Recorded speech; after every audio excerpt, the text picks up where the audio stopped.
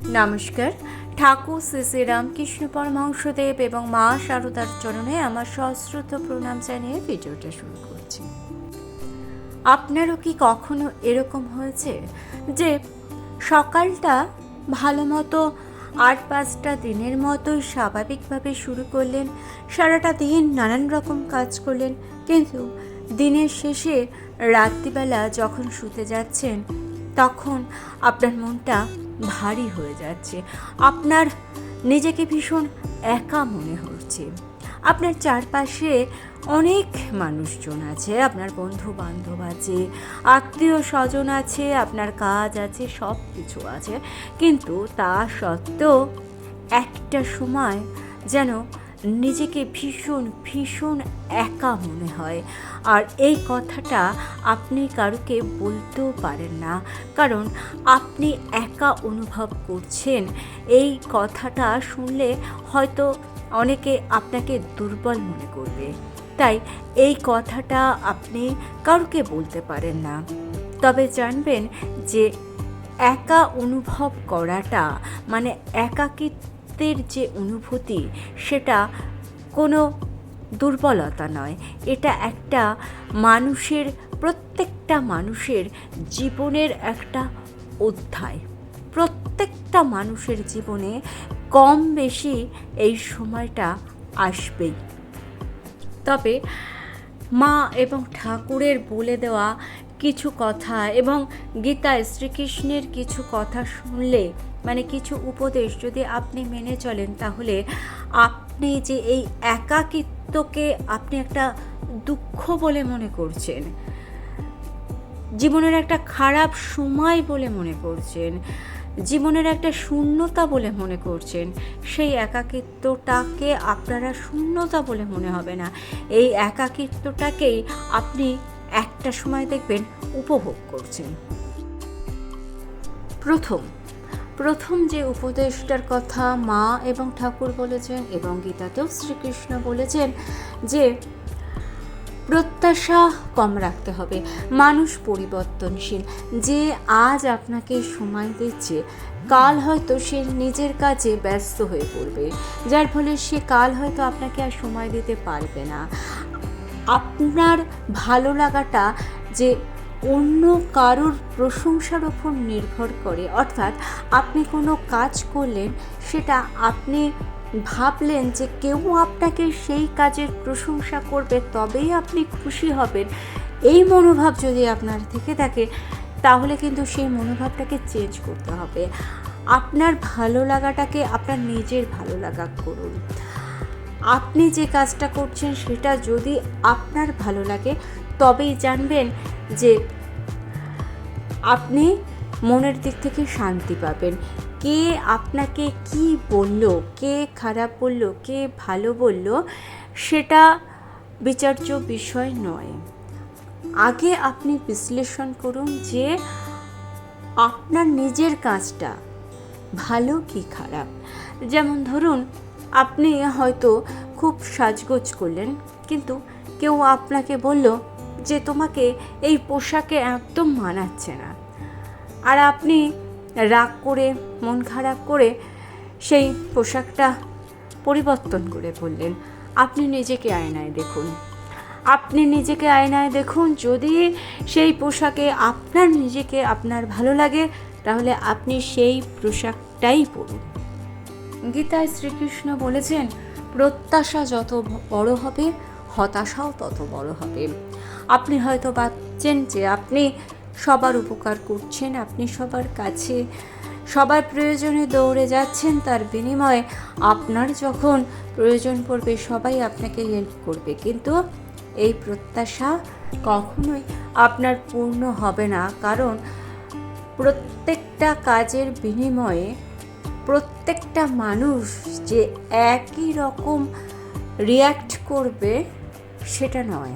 অর্থাৎ আপনি যদি মনে করেন যে আপনাকে কেউ উপকার করেছে বলে আপনি সেই উপকারের প্রতিদান দিতে সবসময় প্রস্তুত, কিন্তু অপরপক্ষেও, অর্থাৎ আপনি যদি কারোর উপকার করেন এবং সেক্ষেত্রে আপনি মনে করেন যে প্রতিদান স্বরূপ আপনি উপকার পাবেন, সেটা আমাদের সমাজে হয় না, মানুষ জাতির মধ্যে এই ব্যালেন্স নেই। তৃতীয় যে উপায় সেটা হচ্ছে শ্রীকৃষ্ণ গীতায় বলেছেন যে অতীত তোমার হাতে নেই সেই অতীতের কথা ভেবে অযথা সময় নষ্ট করো না। অর্থাৎ আপনি হয়তো অতীতের কোনো ভুলের জন্য এখনও নিজেকে দোষারোপ করছেন, কিন্তু সেই ভুল শোধরানোর ক্ষমতা আপনার নেই। তাহলে সেই অতীতকে আপনি আর বারে বারে মনে করে নিজের ক্ষতকে আর বাড়িয়ে তুলবেন না। শ্রীকৃষ্ণ বলছেন অতীত থেকে শিক্ষা নাও, কিন্তু অতীতকে নিয়ে বেঁচো না। যে মানুষ পুরানোকে নিয়েই সারা জীবন বেঁচে থাকে সেই মানুষ নতুনের আনন্দকে উপভোগ করতে পারে না। গীতায় শ্রীকৃষ্ণ বলছেন নিজের কর্মটুকু করো, কিন্তু ভবিষ্যতের ফল নিয়ে ভেবো না। আমরা হয়তো সারাদিন কাজ করছি, তারপরেও রাত্রিবেলা হলো ঘুম এলো না, ভবিষ্যতের চিন্তায়, ভবিষ্যতের আশঙ্কায়, ভয়ে নিজের ঘুমটাই নষ্ট হয়ে গেল। তাই শ্রীকৃষ্ণ বলছেন কর্মটুকু করো, কাল কি হবে সেই কালের যে ফলটা সেটা আজকের কর্মের উপর নির্ভরশীল। সুতরাং ফলের কথা না ভেবে তোমাকে কর্মটা করে যেতে হবে। 5 নম্বর উপদেশ, অন্যের সঙ্গে কখনো নিজের তুলনা করবে না। বর্তমানে সোশ্যাল মিডিয়ায় অনেকেই নানান রকম ফটো পোস্ট করা দেখে মনে করেন যে অন্যেরা ভালো আছে আর আপনি খারাপ আছেন, কিন্তু জানবেন মানুষ নিজের ভালো মুহূর্তগুলোকেই প্রচার করে, ভালো মুহূর্তগুলোর ফটোই তোলে, কিন্তু প্রত্যেকটা মানুষের জীবনেই ভালো খারাপ আছে। তাই অন্যের সঙ্গে যদি আপনি তুলনা করতে চান তাহলে আপনি নিজের মনের অশান্তিকেই বাড়িয়ে তুলবেন। তাই তুলনা নয়, নিজের জীবনটাকে আপনি এগিয়ে নিয়ে যান, নিজের মনের শক্তি বাড়ান। শ্রীকৃষ্ণ বলেছেন যে প্রত্যেকটা মানুষ আলাদা, প্রত্যেকটা মানুষের রাস্তা আলাদা। তাই অন্যের সঙ্গে তুলনা না করে নিজের কর্মের দিকে লক্ষ্য দাও। যদি তুমি মনে করো যে প্রত্যেক দিন একটু একটু করে তুমি উন্নতির পথে এগিয়ে যাবে, তাহলেই তুমি জীবনে সফলতা পাবে, আর সফল মানেই শান্তি। আর একটা কমন একটা বিষয় প্রত্যেকের মধ্যেই থাকে, অনেকেই মনে করেন যে মানুষ আপনাকে বোঝে না। এই পৃথিবীতে এমন কোনো মানুষ খুঁজে পাবেন না যে আপনার প্রত্যেকটা অনুভূতিকে সঠিকভাবে বুঝতে পারবে। আর আপনি যদি মনে করেন যে আপনাকে কেউ বুঝছে না, তাহলে একটা সময় আসবে যে আপনার নিজের মনটাই আপনার শত্রু হয়ে দাঁড়াবে।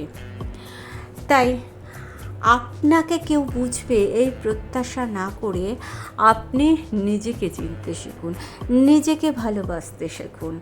আপনি যদি নিজেকে ভালোবাসেন, নিজেকে সম্মান করেন, তাহলে অন্য কাছ থেকেও আপনি সেই সম্মানটুকু পাবেন। যে নিজেকে সম্মান করতে না পারে সে অন্যের কাছ থেকে সম্মান পেতেও পারে না, আবার অন্যকেও সম্মান করতে পারে না।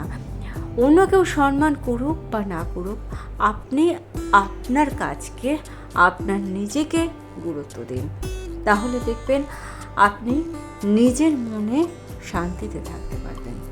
ঠাকুর শ্রী রামকৃষ্ণ পরমহংসদেব, মা শারদা এবং গীতায় স্বয়ং শ্রীকৃষ্ণ বলছেন মানুষের শত্রু কেউ বাইরে থেকে আসে না, মানুষ নিজেই নিজের শত্রু তৈরি করে।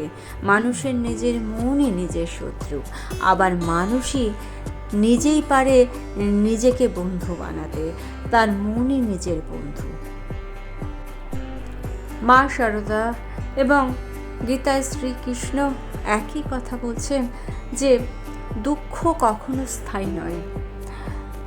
আজ যে দুঃখ তোমায় কাঁদাচ্ছে, ভবিষ্যতে হয়তো সেই দুঃখই তোমার কাছে আশীর্বাদ হয়ে আসবে।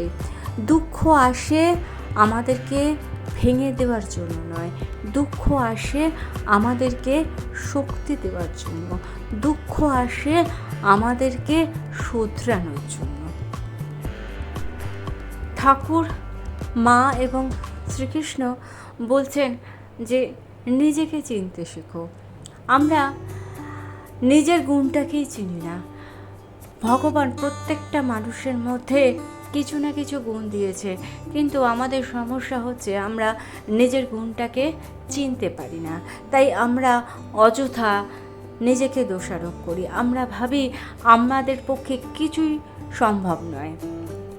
একটা জিনিস জেনে রাখবেন, আপনি যেটা ভাববেন আপনার মন কিন্তু সেভাবে তৈরি হবে। আপনি যদি ভাবেন যে আমার দ্বারা কিছুই সম্ভব নয়, তাহলে এই নেগেটিভিটি আপনার মনের ওপর প্রভাব ফেলবে, আপনার চরিত্রের ওপর প্রভাব ফেলবে, এবং এই ভাবনা ভাবতে ভাবতে আপনার মন এই ভাবনাতে এতটাই ম্যাচিউর হয়ে যাবে, যে এতটাই সে পরিকল্পিত হয়ে যাবে যে সে এটাই জেনে যাবে সে সত্যি তার দ্বারা কিছু সম্ভব নয় এবং সেটা সম্ভব হবেও না। তাই মনকে সবসময় পজিটিভ কথা বলুন। আপনি ভাবুন আপনি পারবেন। আপনি যদি মনে করেন যে আপনার মধ্যে কোনো বুদ্ধি নেই, আপনি দেখতে সুন্দর নয়, এই যে নেই ভাবনা, না বাচক শব্দগুলো নিজের মন থেকে বাদ দিয়ে দিন। মা বলছেন যে মনকে সবসময় কাজের মধ্যে রাখতে। অলস মনে সবসময়তেই খারাপ চিন্তা এসে ভিড় করে। গীতাতেও শ্রীকৃষ্ণ একই কথা বলছেন যে নিষ্ক্রিয় মন সবসময় আজে বাজে চিন্তায় ভরে যায়। মন কিছু না কিছু একটা ভাববে, তাহলে তাকে ভাবার জিনিস আপনাকে দিতে হবে। সে ভালো ভাববে না খারাপ ভাববে। আপনি যদি তার মধ্যে খারাপ ভাবনাগুলো ঢুকিয়ে দেন, তাহলে সে খারাপ ভাববে। আপনি যদি কিছুই না ভাবেন, তাহলে কিন্তু সে ওই খারাপ ভাবনাগুলোকেই ভাবতে থাকবে।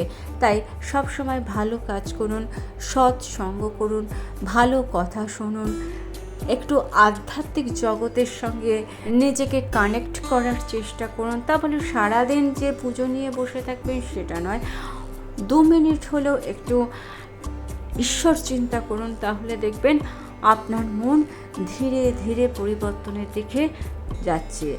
জীবনে ছোট ছোট সুখগুলোতে আনন্দ অনুভব করুন। আমরা সবসময় বড় সুখের কথা ভাবতে ভাবতে ছোট ছোট জিনিসগুলো থেকে আনন্দ নিতেই ভুলে যাই। তা আমাদের শেখায় বর্তমানকে নিয়ে বেঁচে থাকতে। যে মানুষ বর্তমানকে উপেক্ষা করে ভবিষ্যতের চিন্তায় থাকে, সে মানুষ বর্তমানের সুখটাকে ভোগ করতে পারে না, উপভোগ করতে পারে না, আর ভবিষ্যতের দুশ্চিন্তায় নিজের জীবনটাকে একেবারে তছনছ করে ফেলে।